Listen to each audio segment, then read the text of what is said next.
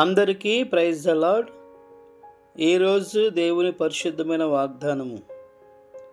దేవుడు తన ఐశ్వర్యము చొప్పున క్రీస్తు యేసునందు మహిమలో మీ ప్రతి అవసరము తీర్చును.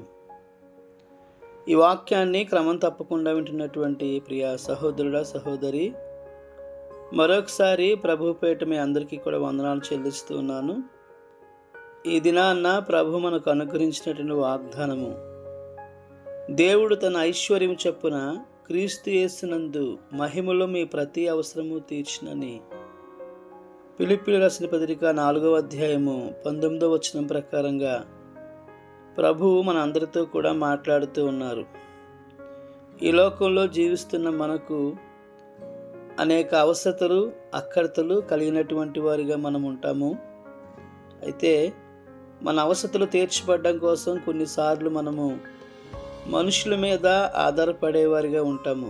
కానీ ప్రభు యొక్క వాక్యము సెలవిస్తూ ఉంది, యేసుక్రీస్తు ప్రభు వారిని మనము ఘనపరుస్తూ ఆయన మహిమపరుస్తూ వచ్చినట్లయితే దేవుడు మన ప్రతి అవసరత అక్కరత తీర్చేవారని వాక్యము సెలవిస్తూ ఉంది. ఈ వాక్యాన్ని వింటున్నటువంటి జీవితంలో నీవు ఏ అవసరత అక్కరత కలిగి ఉన్నావో అది ప్రభువుకి విన్నవించుకుంటూ ఆయన సన్నిధిలో ఆయన్ని ఆరాధిస్తూ ఆయన మహిమపరుస్తూ వచ్చినట్లయితే ప్రభువుని అవసరత తీరుస్తారని ప్రభు పేట మరొకసారి గుర్తు చేస్తూ ఉన్నాను. ప్రియ సహోదరుల సహోదరి, నీకున్న అవసరతలు, నీకున్నటువంటి కోరికలను ప్రభువుకు తెలియపరిచి ఆయనను నీవు వేడుకున్నట్లయితే నీ యొక్క కోరిక సిద్ధింపజేసి నీ ఆలోచన సఫలపరుస్తారని దేవుని యొక్క వాక్యము సెలవిస్తూ ఉంది. ప్రభు యొక్క వాక్యంలో మనం గమనించినప్పుడు ఆయన దగ్గరికి వచ్చిన వారిని ఆయన ఏమాత్రం కూడా నిరుత్సాహపరచలేదు.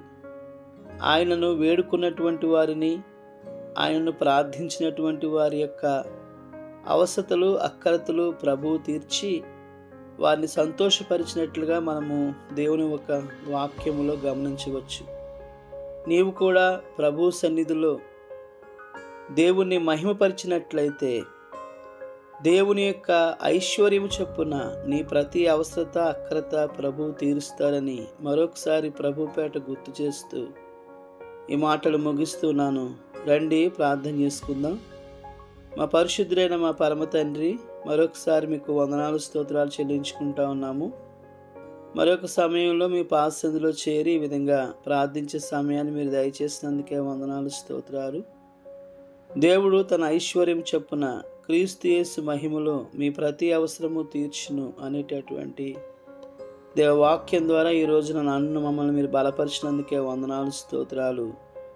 ప్రభువా, మరి మా అవసరతలు మనుషులకు చెప్పుకుంటే కంటే మీ పాదసందులో ప్రార్థించడం ద్వారా, మిమ్మల్ని ఆరాధించడం ద్వారా మా అవసరతను మీరు తీర్చే దేవుడిగా ఉన్నారని మరొకసారి మీరు గుర్తు చేసినందుకై మీ నామాన్ని స్తుతిస్తూ మహిమపరుస్తూ ఈ వాక్యాన్ని వింటున్న ప్రతి కుటుంబాన్ని మీరు బలపరచమని, వారి అవసరతలు అక్కరతలు మీ నామంలో తీర్చి మీ నామానికి మహిమ తెచ్చుకోమని తండ్రి, సమస్తమైన ఆధిపత్యం మీకు చెల్లించుకుంటూ యేసు క్రీస్తు వారి అతి పరిశుద్ధమైన శ్రేష్టమైన శక్తివంతమైన నామంలో స్తుతించి ప్రార్థించి బ్రతిమాలి వేడుకొనుచున్నాము పరమ తండ్రి, ఆమేన్. మన పరమ తండ్రి అయిన దేవుని ప్రేమ, కుమారుడైన యేసుక్రీస్తు కృప, పరిశుద్ధాత్మని యొక్క అన్యోన్య సహవాసము కూడి ఉన్న మనకును సకల పరిశుద్ధులకును సదాకాలము తోడై నడిపించును గాక.